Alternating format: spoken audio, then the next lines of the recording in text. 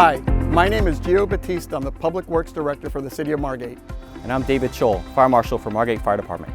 This hurricane season, we want you to be ready, Margate. Today, we're going to teach you how to stack sandbags. And trust us, these things can really save your home from flooding. Only if you do it right.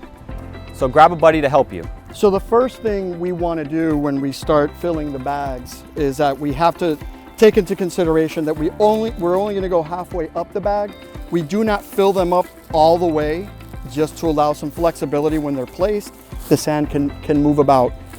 We have to make sure that the bag is properly tied. We double tie to make sure the sand doesn't come out. When we fold it over,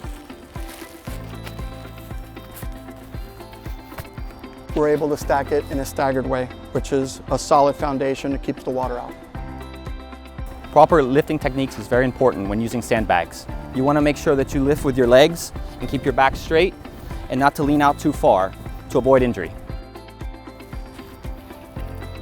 By stacking them staggered, you make sure that there's a solid foundation where the water is going to be diverted away. So there you have it, the basics of filling and stacking sandbags. In this hurricane season, remember, Be ready, Margate.